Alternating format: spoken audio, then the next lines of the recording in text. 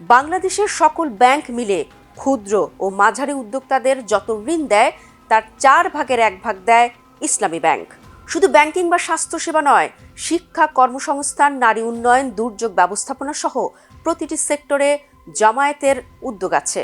বাংলাদেশে জামায়াতে ইসলামীর লক্ষ্য বাংলাদেশকে একটি ইসলামী কল্যাণমূলক রাষ্ট্র হিসেবে গড়ে তোলা।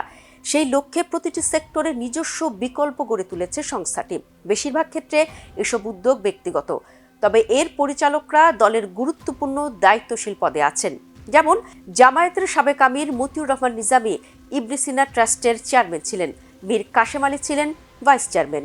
জামায়াতের জনকল্যাণমুখী উদ্যোগের বড় উদাহরণ দলের প্রতিষ্ঠিত শিক্ষা প্রতিষ্ঠানসমূহ। প্রাক প্রাথমিক থেকে বিশ্ববিদ্যালয় পর্যন্ত অসংখ্য প্রতিষ্ঠান দলের উদ্যোগে খোলা হয়েছে। এর মধ্যে আলিয়া ধারার প্রায় 10,000 মাদ্রাসায় জামায়াতের প্রভাব অনেক বেশি। এসব প্রতিষ্ঠানে প্রায় 25 লাখ ছাত্রছাত্রী পড়াশোনা করছে। এছাড়া মূলধারার অনেক শিক্ষা প্রতিষ্ঠানও আছে জামায়াতের। সারা দেশে আইডিয়াল নামে প্রতিষ্ঠিত অনেক শিক্ষা প্রতিষ্ঠান মূলত জামায়াতের প্রতিষ্ঠান।